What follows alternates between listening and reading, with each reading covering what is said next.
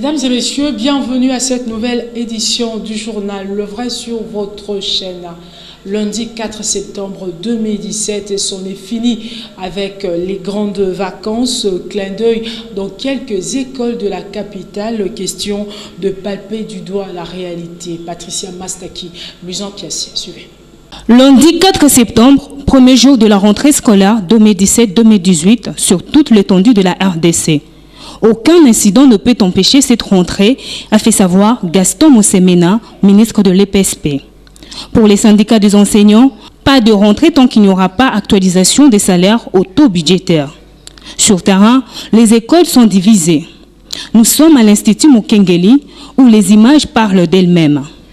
Ici, pas de bleu-blanc. Les personnes trouvées sur le lieu livrent leurs impressions. Nous sommes en grève. Présentement, nous sommes en grève. Nous répondons au mot d'ordre donné par les syndicats auxquels nous sommes affiliés. Nous réclamons qu'on nous paye comme il faut. Qu'est-ce qu'on appelle salaire? On n'a pas une base, on ne connaît pas. On nous donne 10 000 francs, on nous ajoute 20 000, 5 000 comme on veut. Nous sommes fonctionnaires, qu'on nous paye, c'est tout, un point train. Si on nous payait comme il faut, nous allons travailler, nous allons revenir. Aussi longtemps qu'on ne veut pas nous payer comme il faut, nous restons à la maison. Puisqu'à mon époque, jamais le professeur était humilié de cette façon-là.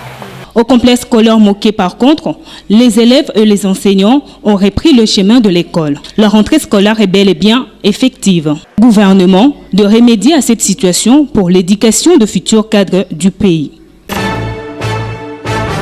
Politique, un retour de Félix Tshisekedi dimanche à Kinshasa et annulation du meeting du RASOP à l'UDPS. Augustin Kabouya fustige le comportement des agents de l'ordre et dénonce la partialité du numéro 1 de la ville-province de Kinshasa. Élément de Philippe Vumpi et Belgodor Mutombo. Suivez. Augustin Kabouya qualifie de médiocrité le comportement des agents de l'ordre lors du retour du président du Rassemblement à Kinshasa. Nous avons assisté à une médiocrité qui ne dit pas son nom, une médiocrité de nos amis de la majorité au pouvoir. Puisque tout ce que nous avons connu hier, c'était par le simple fait que lors de son enrôlement, il avait drainé beaucoup de monde. Et il était prévu aussi que la population puisse lui réserver un accueil très chaleureux. Et ça n'a pas du tout arrangé la majorité au pouvoir et leurs nouveaux alliés. Là, je parle de la bande Achibala, et Olenganko, et j'en passe. Tous ces gens-là n'étaient pas du tout à l'aise en apprenant que la population est en train de se mobiliser pour accueillir M. Félix Tshisekedi. Faisant d'une pierre deux coups, le porte-parole de l'UDPS dénonce l'impartialité du gouverneur de Kinshasa au sujet d'autorisation des activités politiques. M. Kimbuta fait la honte parce qu'il continue à se comporter comme un militant d'un parti politique au lieu de se comporter comme autorité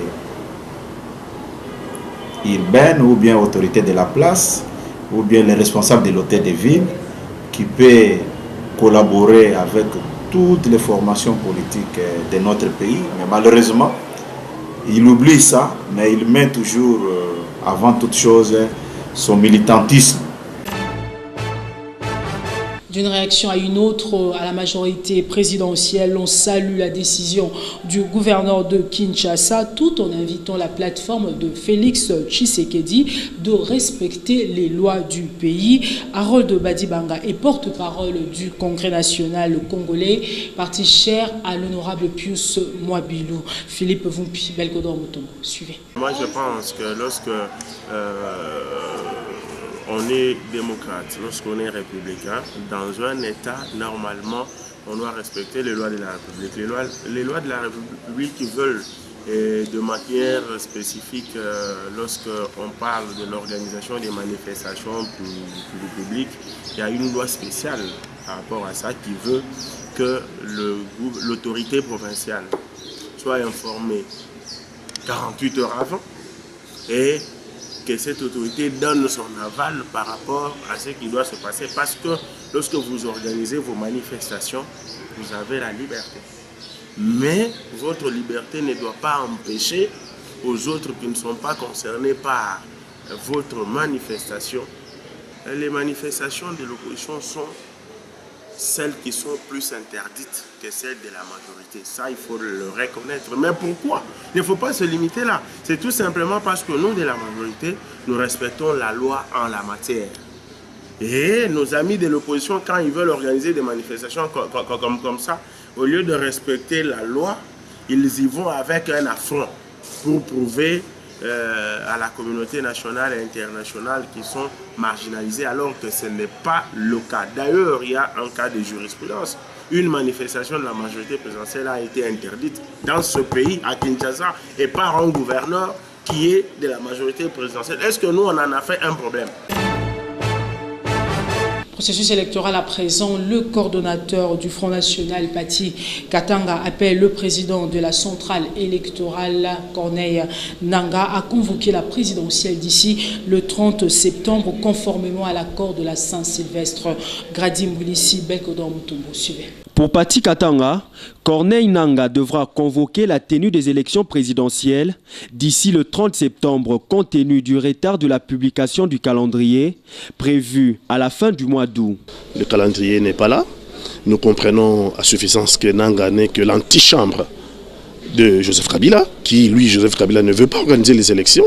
Donc Nangaa ne peut pas sortir un calendrier s'il n'a pas le quitus de Joseph Kabila. Et comme Joseph Kabila ne veut pas organiser les élections, je pense qu'il veut nous emmener à Couillonville.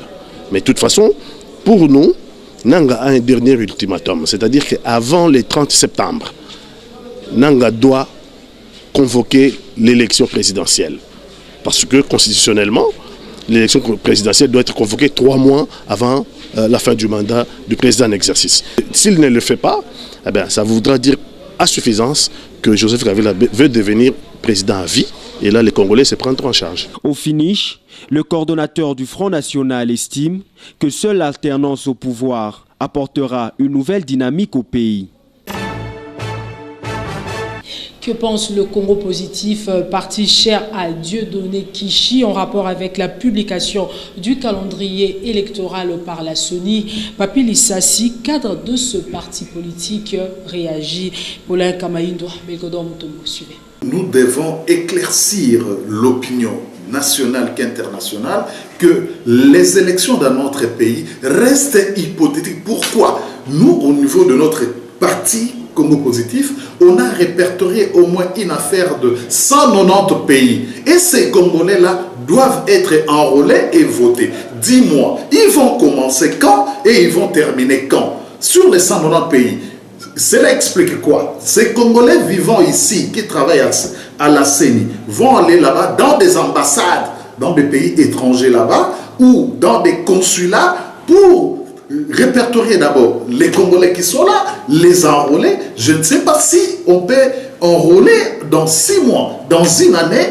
C'est comme ça que nous disons, pour avoir au moins des bonnes élections, que le peuple congolais entende au moins 3 ans. C'est pour cela que nous évoquons un peu tout ça. Parce que c'est une loi qui était déjà passée au Parlement. Moi, je tiens compte à cela parce que nous sommes des légalistes.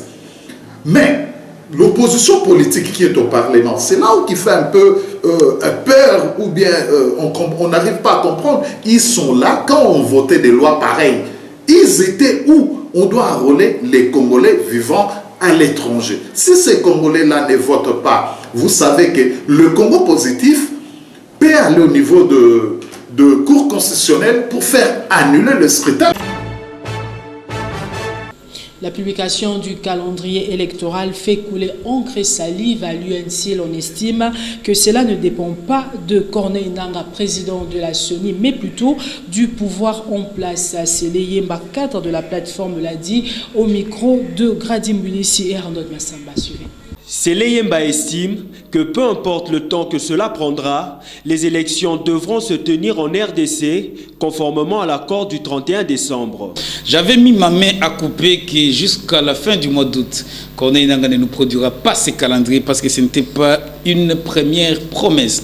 Il a eu à promettre avant que d'abord le budget devait être promulgué. Il a eu à promettre que d'abord l'enrôlement devait prendre fin avec beaucoup d'autres éléments.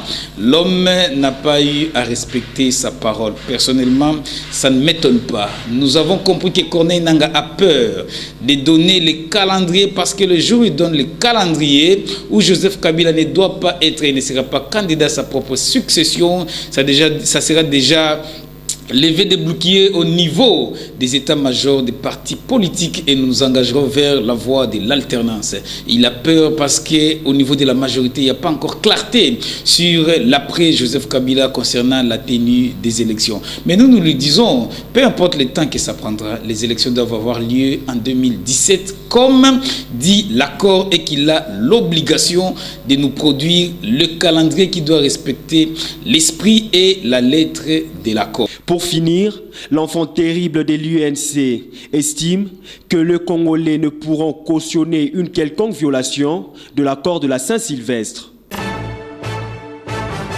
Toujours en rapport avec le processus électoral, Mimi Ange Condé, secrétaire générale adjointe du MLP, parti de l'honorable Franck Diongo, s'est enrôlée pour l'obtention de sa carte d'électeur. C'était en présence des militants et cadres de son parti. Philippe Vumpi, Zikoubouada, suivez. Comme un seul homme, le militant et cadre du MLP ont bougé les différents coins du district de la Funa lors de leur marche à l'occasion de l'enrôlement de Maître Mimi Angel Condé, secrétaire général adjointe de ses partis politiques. Après avoir obtenu sa carte d'électeur, Mimi Condé explique son geste. Je fais un appel patent à tous les habitants et les habitantes des Makala, des Boubou, des Selembao, des Kalam, des Kasavubu, des Bandalougou et de toute la ville de Kinshasa.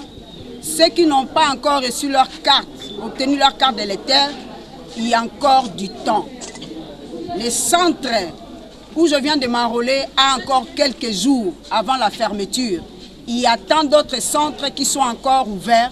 Je vous prie de venir prendre vos cartes d'électeur pour sanctionner lors de la vote au 31 décembre 2017. Présent sur le lieu, Ikoma Yengele, secrétaire général du MLP, a saisi l'occasion pour exprimer la position de son organisation politique.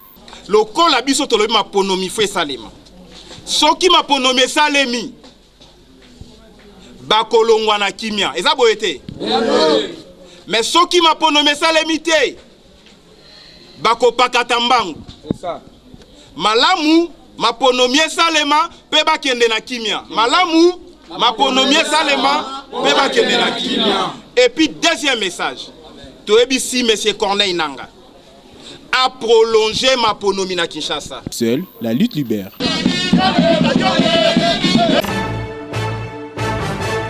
Vote électronique, la fraude est possible. Des détails dans cet élément de nos confrères de iTélé. Suivez. Rop en a acheté 2 exemplaires à une municipalité hollandaise pour 4 000 € la paire. Il est informaticien et convaincu que le vote électronique est une menace pour la démocratie. Il a donc décidé de montrer que le système est piratable. There we go.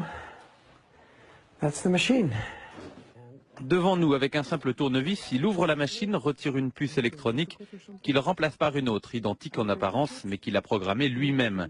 Craquer le code de fonctionnement lui a pris 1 mois de travail, mais désormais il est opérationnel, il peut pirater n'importe quel ordinateur de vote NEDAP en moins de 2 minutes. Vous les remplacez avec vos propres puces, ce sont des puces qui ne coûtent pas grand-chose et qui sont faciles à programmer.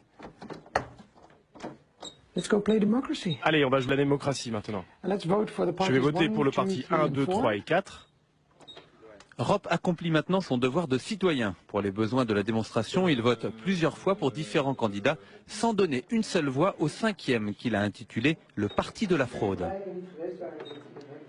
Là, je clôture l'élection en appuyant sur ce bouton et en tournant cette clé. De l'autre côté de la machine, il y a une imprimante. Elle permet de sortir les résultats officiels. Normalement, c'est beaucoup plus long car il y a beaucoup plus de votants. Et voilà le document officiel. À partir de ce document officiel, il procède rapidement au dépouillement du scrutin. Le parti du PVDA a 3 voix, nous lui en avions pourtant donné 4. Et le grand gagnant de cette élection est le parti de la fraude avec 5 voix. alors qu'Europe n'a jamais appuyé sur le bouton correspondant à ce parti. Le bureau de vote va penser que tout est régulier, normal, que tout a fonctionné, il n'y a rien de louche. C'est une élection complètement légale et légitime, en dehors du fait que tout est faux. Depuis que cette démonstration a été médiatisée en Hollande, la société NEDAP a fait installer des scellés sur ses machines pour empêcher l'accès aux circuits électroniques à des personnes non autorisées. Mais pour cet informaticien militant, ça ne change rien au fond de l'affaire. Cette fraude indétectable peut venir de l'intérieur. Les gens de NEDAP ou les importateurs en France, par exemple, ils ont accès à ces machines en permanence. Ils changent régulièrement les puces pour actualiser les logiciels nouvelles versions. Grève des médecins, on en parle encore dans ce journal. Amaury Lumumba Wakayembe, vice-président de la Commission nationale du droit de l'homme CNDH en sigle, soutient que le gouvernement doit agir maintenant et non après mort d'homme. Élément de Patricia Mastaki, Louis Enquiès. Suivez. Les deux parties en négociation doivent mettre de l'eau dans leur vin en vue de décompter la situation, dixit Amaury Lumumba Wakayembe. Que les médecins ne radicalisent pas leur mouvement et que les gouvernements ne croisent pas non plus. C'est vrai pour dire non, voilà, on va trouver une solution, après que milliers de personnes soient mortes. Non, c'est le moment qu'il faut pas. Il faut parler même au plus pressé. Et si les choses continuent comme ça, nous, en tant que Commission nationale des droits de l'homme, nous sommes prêts à nous jeter à l'eau pour trouver les remèdes appropriés. Parce qu'on ne peut pas accepter que nos compatriotes continuent à mourir.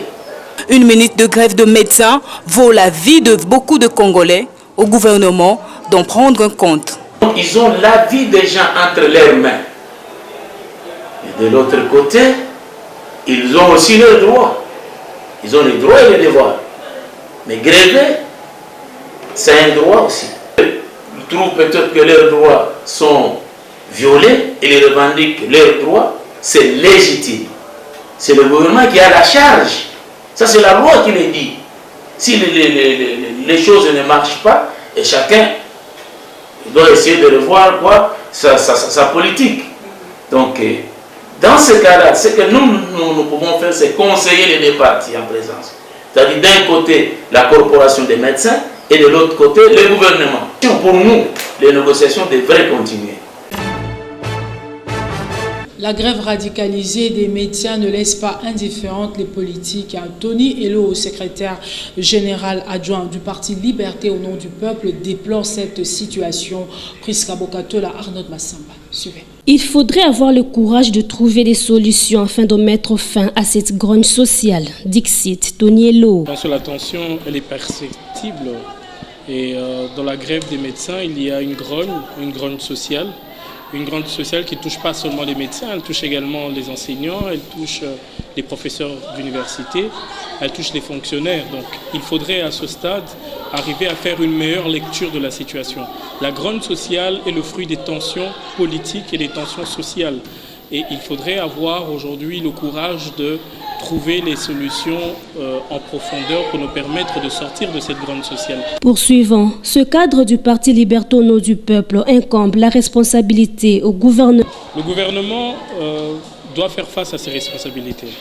La vie humaine est sacrée, comme vous l'avez dit. Et aujourd'hui, la crise qui frappe, cette grève qui frappe les hôpitaux notamment, fragilise la vie parce que ces médecins qui se radicalisent, ce sont des patients qui en pâtissent.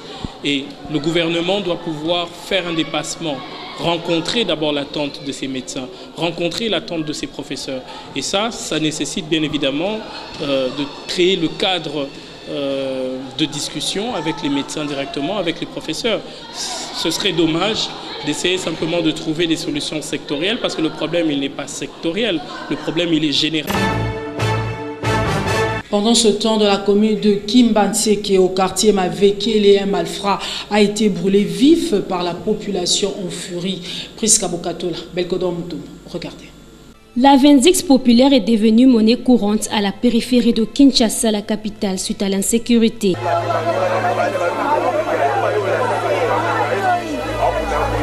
Selon les témoins, dans la nuit du jeudi 31 septembre aux environs de minuit, au quartier Mavekele dans la commune de Kimbanseke, un malfrat fait irruption dans une demeure. Tout de suite, la bagarre éclate. Après, le propriétaire de lieu réussit à s'en sortir avec quelques blessures et est transféré dans un hôpital de la place. Pas de chance pour les malfrats. Il est accueilli par la population en furie qui s'est fait justice. Solo papa. Auti na ngambu ya ili ya frontière ya biso na Kingasali. Akoti na ngambu na biso ayeko yiba mupanzi na biso. Dondenga kota ki na katanda kuana. Chasse kolonda kwa sala makasi. Do abandi ko bundana naye na kata pale. Suka langoti ba bimi libanda. Alazui abundi na mukolo ndaku azokisi ye na kingo azokisi ye na maboko akati na liboko do na minute aza l'hôpital deko ba oyitelo kwa mbisa oka papa mosalo ya sala ke futi lelo na butu batu ba olala te attaquer la police ko bima na ye ça ka des jours la police bimi mi bitolembi bango tumba bongo basali bien kitoko. Aux autorités compétentes d'agir avant que la vindicte populaire s'érige en système de société. Devoir de mémoire à présent, cette rubrique qui permet à l'opinion de se rappeler des déclarations et propos tenus par les acteurs politiques. En ce jour, nos projecteurs sont braqués sur Joseph Olengankoy, président du CENSA. Regardez.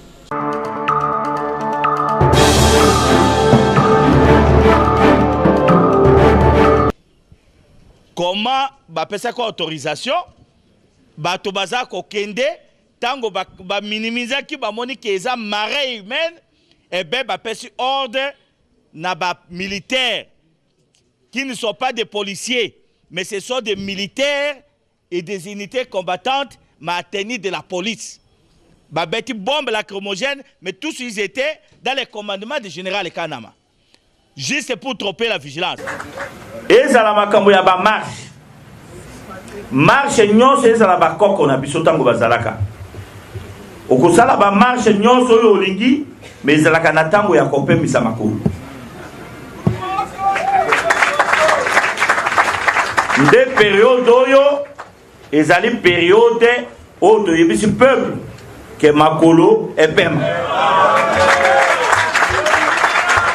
population balakisi que Kabila balingaka ye lisusu te.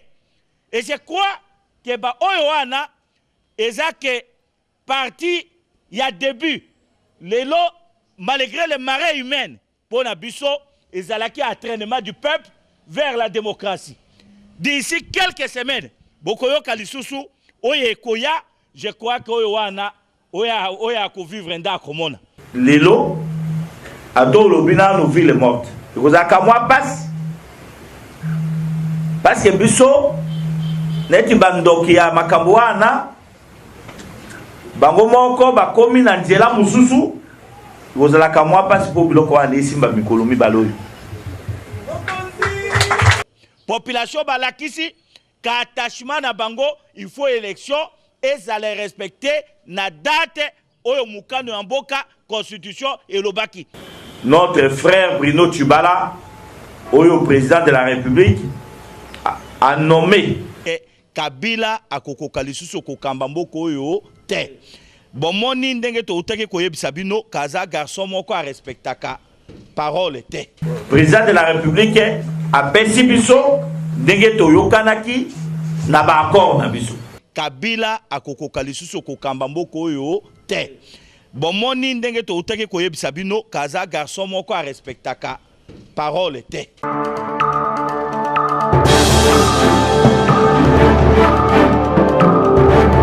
Autre chose à présent, transféré dans un hôpital de la place par le directeur de la prison sur base d'un document légal signé par le ministre de la Justice, Franck Diongo, s'est vu être évacué au centre médical où il était par des militaires sans aucune autre forme de procès. Son état de santé étant très dégradé, l'homme adresse une lettre à son médecin. En voici le contenu. J'ai l'honneur de venir par la présente auprès de votre autorité, en ma qualité de votre patient, interné dans votre hôpital 11 jours durant, depuis le lundi 21 août 2017, est arraché de force ce 31 août 2017 à 12h30 par des militaires qui ont interrompu le traitement, la poursuite des examens médicaux en arrachant violemment et brutalement la perfusion, sans aucune compétence ni assistance médicale, ni de la prison, moins encore de votre hôpital, sans m'avoir notifié ou exhibé un quelconque document officiel justifiant la légalité de leurs actes. Depuis qu'on m'a retourné de force à la prison centrale de Makala, mon état de santé continue de se dégrader davantage. J'ai maigré fortement, les maux de tête aigus, troubles de vision. Je me mords les dents en les grinçant, sans en savoir la cause. Maux d'estomac aigus, manque d'appétit, écoulement du sang par le nez et vomissement du sang. Vertige, aggravation de douleurs au genou gauche et faiblesse généralisée dans tous les corps.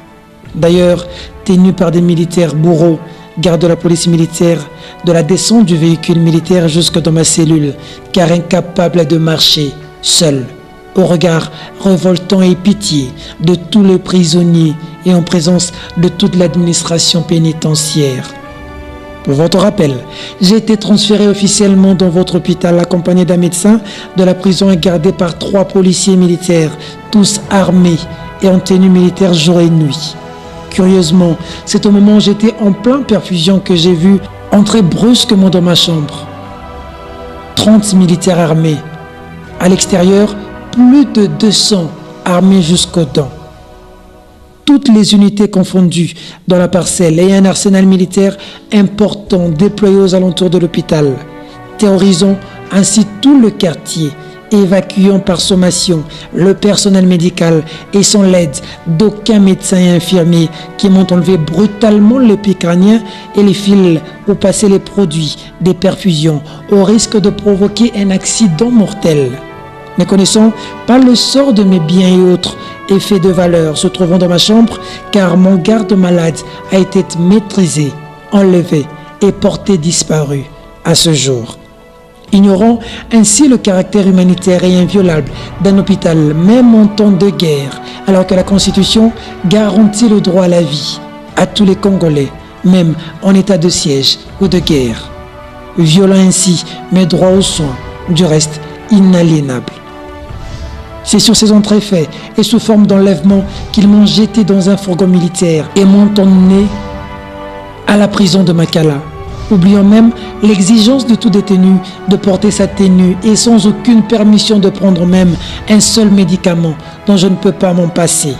L'ordonnance réglementant le régime alimentaire conditionné à la nature de la maladie, avec comme conséquence la consommation des aliments interdits qui altèrent gravement ma santé, et ce, après m'avoir circulé à travers la ville dans des endroits inconnus, me faisant torturer et me traumatisant. Monsieur le médecin, il y a une impérieuse nécessité, extrême urgence de me retourner à l'hôpital, non seulement pour continuer avec mes soins interrompus et terminer les examens entamés, mais aussi me soumettre à de nouveaux examens sur l'aggravation de ma situation en rapport avec des coups et blessures subis. Le collectif de mes avocats a été voir simultanément l'administrateur directeur de l'hôpital et le directeur de la prison pour vérifier le document officiel sur base duquel j'ai quitté mon lit d'hôpital et permettant au directeur de me réceptionner à la prison. Mais personne n'a brandi un quelconque document officiel. C'est donc illégal que je sois retourné à la prison. Par la même occasion, je présente des excuses au regard de cette situation qui peuvent avoir des suites néfastes à votre centre hospitalier qui arrive à porter du soutien et à aider plus d'un dans cette ville. Votre patient, honorable Franck Diongo, une lettre émouvante, un témoignage vivant.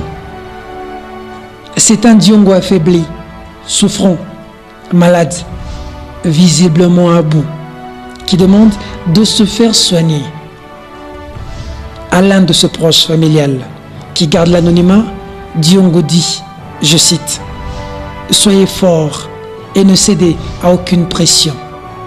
Je me battrai jusqu'à la dernière seconde de ma vie. Et si je ne sors pas d'ici vivant, que ma mort vous serve d'exemple pour sauver notre honneur, notre dignité. notre patrie. Il ne s'agit pas de moi, mais de vous, de votre vie, de votre avenir et l'avenir de vos enfants. Que le destin s'accomplisse. Fin de citation.